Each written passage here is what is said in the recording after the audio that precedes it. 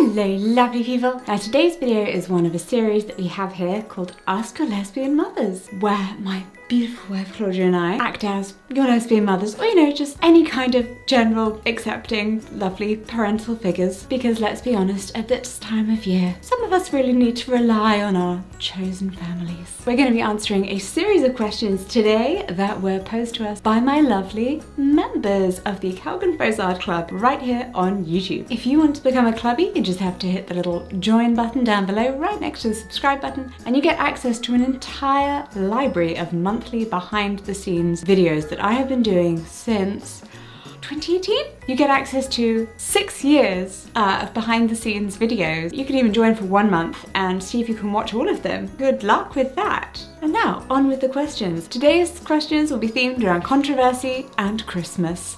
Yeah. Welcome into the time of December. Oh, lovely. Hi, for anyone who's not seen a video with Claudia in a while. She's back. Here she is. Hello. And this is Bertie. Yeah, this is the newest addition to our Kellgren-Fozard family. He's 8 months old now. He still licks faces. He's not actually quite 8 months. He's still 7.5 months. He's still a puppy. You age up children so quickly. What do you mean? With our nephews, whenever you're talking about them, you're like, yeah, he's, 7. Like, he's definitely still like 6.5, yeah. But with dogs, you're like, no, still a baby. So Jessica's got no patience for him, basically. We're going to start the questions with a controversial round. Ooh. I know, you thought we'd start with Christmas, but no. The jumper does suggest. This is actually an autumnal jumper though. It does look Christmassy. I'll give you that. And I'm just wearing something warm. You look lovely. This is actually a boy's jacket from Gap. Yeah, like she does mean boys. It's for a 13-year-old boy. Because it's cheaper. Yeah. It does make the sleeves a little bit shorter though. I don't know why 13-year-old boys have really short arms. Because they're children. Yeah. I'm the only queer person my family has ever met, and they aren't always very understanding about how what they're saying is offensive, even when they don't mean to be. That's not even counting my family members who actively voted against my rights. Do you have any tips on advocating for LGBTQ+ rights, but still staying safe? Firstly, I always say that you should put safety first. Like, it is obviously important that we share messages of equality, that we stand up for what we believe in, and that we advocate for ourselves and others, but we need to think about keeping ourselves safe. So if you are, under the age of 18, you're living in your parents' house, you are depending upon them, and their views are not great. If you are safe, let's try and work within the situation. If you are older and you are coming back, say for Thanksgiving, and they want to start spouting some stuff off across the dinner table, my dear, have at it. And then they start going. And also you know that you can leave. Yeah, you can leave. Yeah. You can go. I will not be attending next year, parents, until you have a long, hard look at yourselves. Obviously, the political climate now is quite polarised, it's fair to say. Even those who are in the kind of place of, oh, well, I don't want sides and let's not make this political, are in a sense making it. Because many people don't have a choice about our lives being political or not. They are. We were born with our lives and who we are as people being political. We can't make the choice on that, right? Very heavy. Sorry, yeah. I think come with a couple of key stats and statistics in your back pocket. I mean, I personally I kind of just try to exist. And I just exist with no, shame.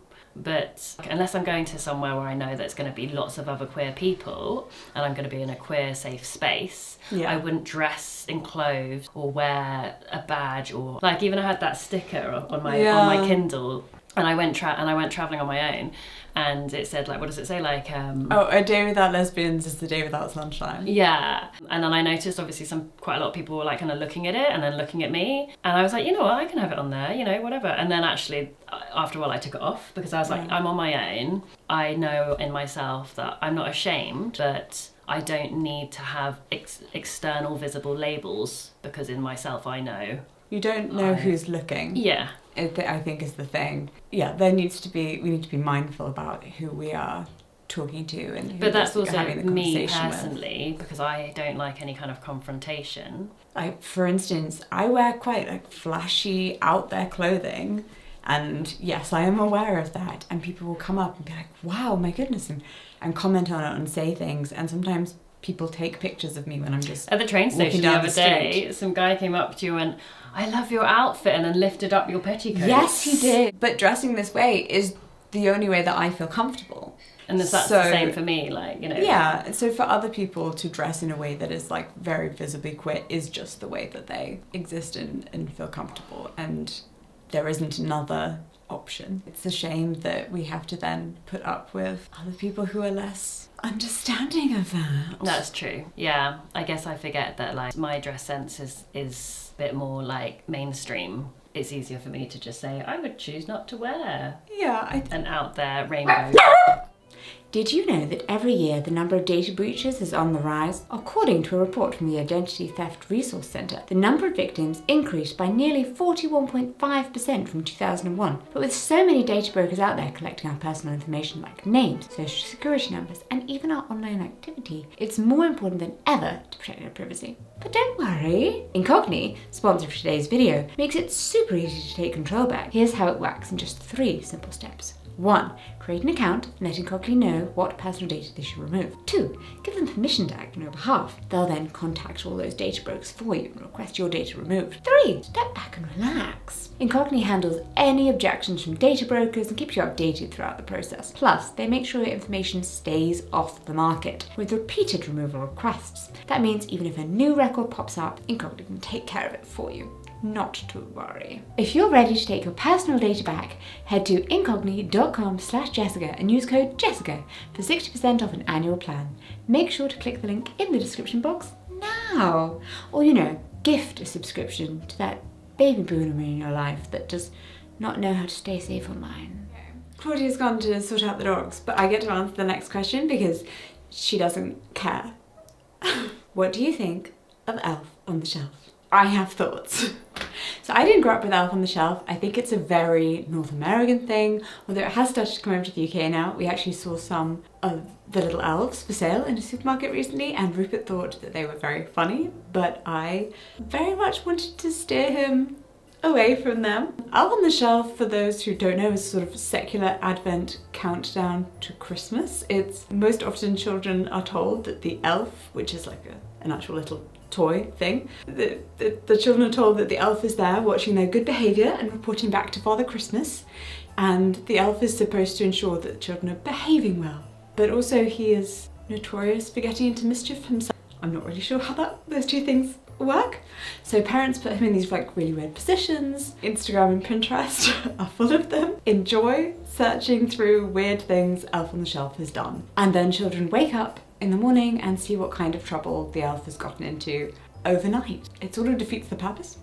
So I actually hate the idea of Elf on the Shelf. It gives me quite a strong reaction.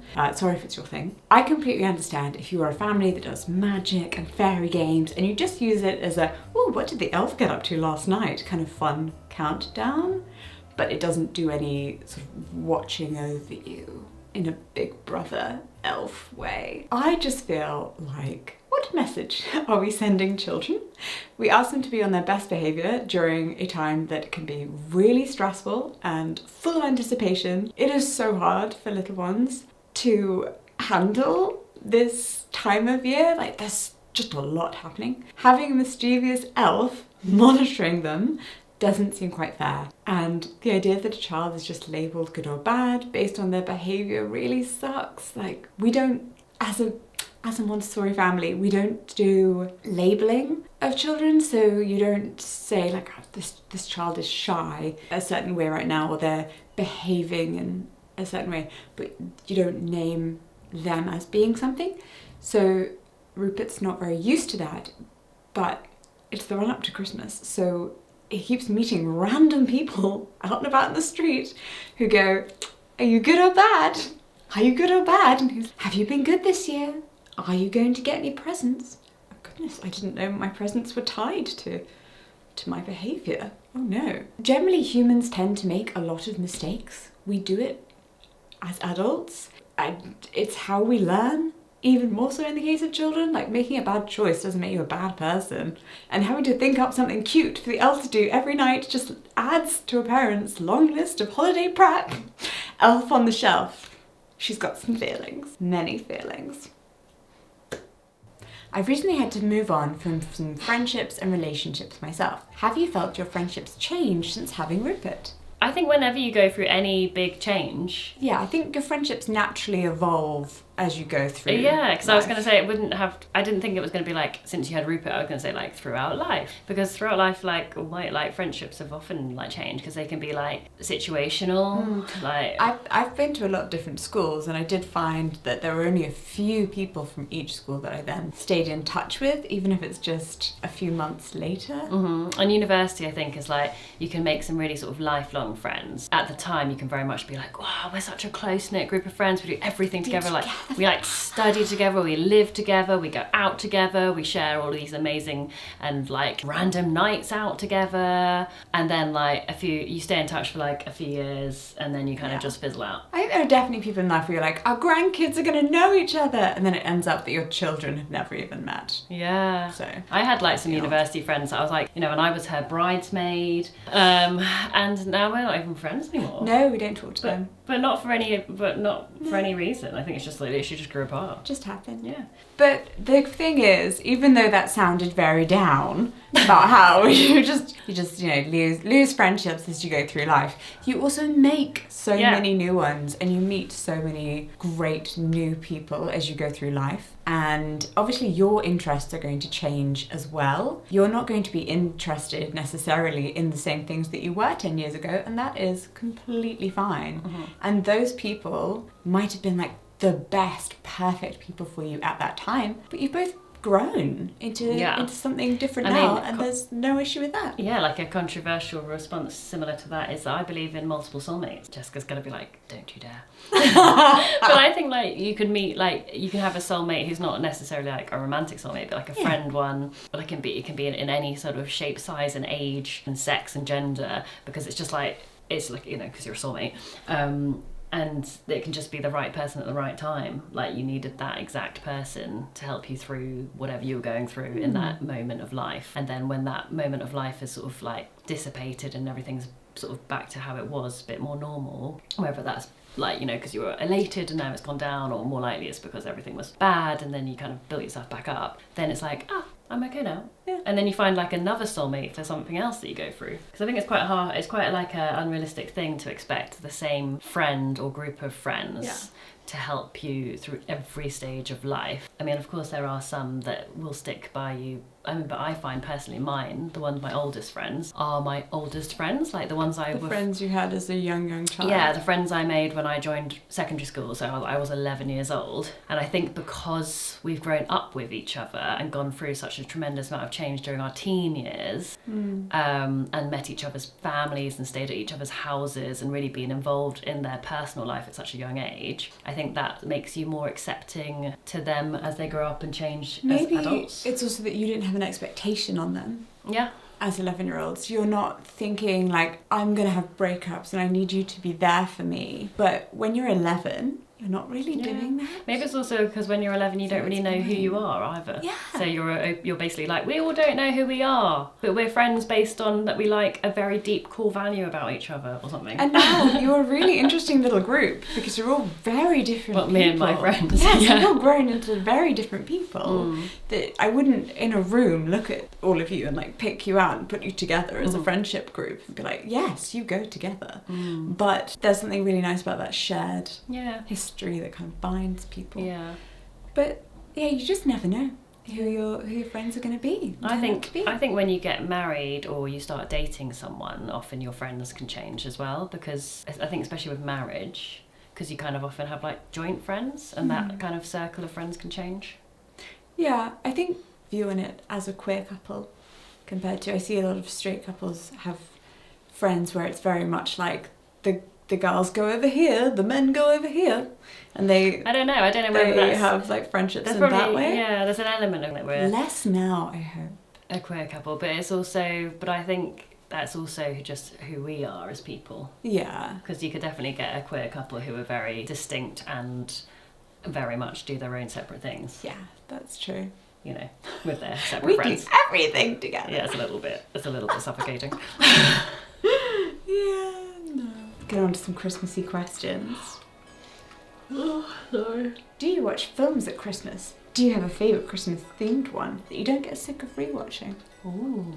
Well, I like watching films at Christmas, but since having Rupert, we don't do like screens. So like one of my like sort of ideal Christmas, like this year it's just going to be the three of us for Christmas. Yeah. And I was thinking, oh, like an ideal day would be like having a pajama day and just like eating what we want in front of like the TV, watching Christmas movies. Because we did that one year when it was just the two of us. Yeah, we did. And it was actually really nice, isn't it? Just like all cozied up under a blanket. So that's like a really nice day, like almost like a perfect Christmas day in a way, if you have to spend it like just, not socialising with lots of family. But now that we have Rupert, we won't be able to do that. But that's a bit irritating, I guess we could watch one film. Okay. We could watch one film with him because it's like a shared activity. So he did recently. He found out about the concept of Christmas films. Yeah, it was in a book. Oh, okay. It was in a book about Christmas. And he asked me, what would my Christmas film be? Are there Christmas films that my age can watch? Oh. Because a lot of the time I tell him like, oh, well, you can't actually do that until you're six. 6 is our magic number. We're like, and then he goes, can I do that when I'm 6? Yes. Can I eat that when I'm 6? He doesn't eat sweets, so like we just told him he can have sweets like when he's 6. Yeah. So, but he's very like, okay. He doesn't mind. He's like, okay, well I'm 6. You watch The Snowman though. Oh yeah, Every year. And I do let Rupert watch that. We just went to The Snowman. We just went to see The Snowman at the theatre. We did. Although Rupert then asked me, "Did we see The Snowman?" I'm like, "Yeah." That was pointless. To be fair, I'm really enjoying how Lindsay Lohan is just having a renaissance. Oh, what was that one she did? Films? Was it like The Chalet Girl? Yeah, that was quite good. It's not The Chalet Girl because that's the one with Chuck Bass, who is not called Chuck Bass, but is unfortunately very similar to Chuck Bass in real life. But she's like rich and she owns the chalet. What was that one called? That one was so fun. That was quite fun. I really enjoy Lindsay Lohan. Last year. Love Actually is a good one. It's a bit I'm heartbreaking. a bit over Love Actually. Yeah, because we watched it. I think it's because I don't love all of the storylines. Yeah, that's true. And therefore I'm a bit like, come on, move along. Have you started any new traditions for the holiday season since Rupert arrived? Not watching movies.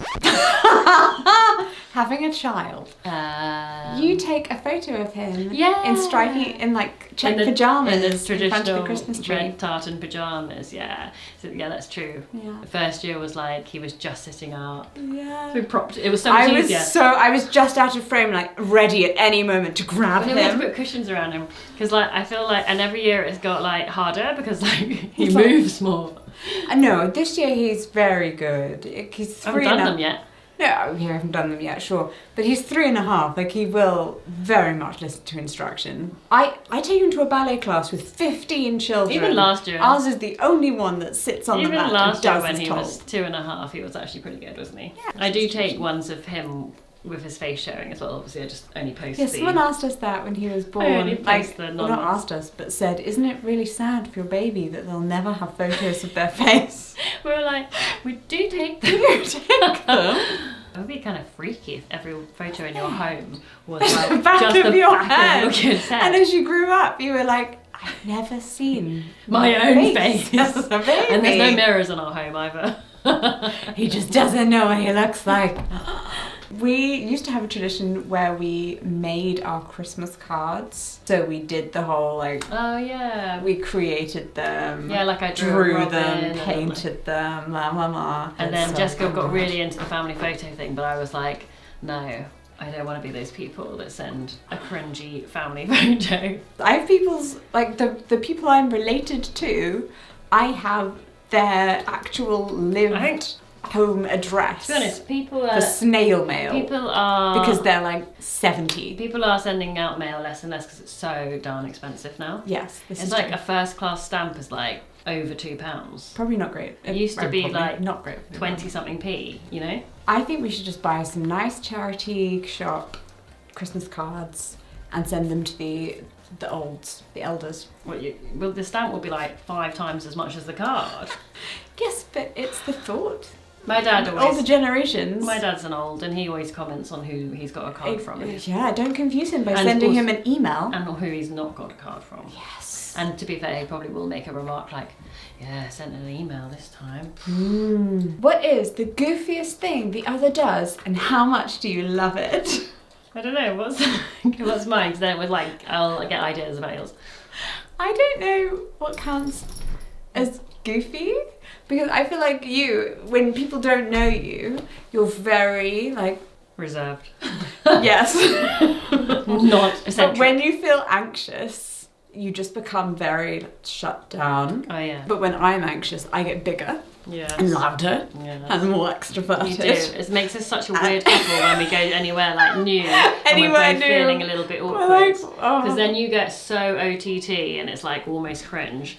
And I get like so much more like introverted that we look like the weirdest pair. Why are they together? And you give me death glares. It's because I'm like, shut up. Like, rein it in. But when we're alone, just the two of us. Yeah. You are such a goofball. Okay. You have to give an example. I am never the only person that is involved in our dance-offs. You will also start a random dance session in the middle of the kitchen. Is that goofy? Dancing? I think it must be. Yeah. I'm unclear. I think Okay. so. You do voices. I do. For inanimate objects and animals. and you and Rupert, and you're like, I do not sound like that. And Rupert does not sound like that. You're always like, our child does not sound like that. I think you behave like what you hoped our toddler would behave like at forest school. Yeah. when put into a wood and a toddler's just like, whoa! That's true. Like I was gonna say like a few weeks ago when it was like all dry, sunny and dry, and it was like quite autumnal and the leaves had just started falling.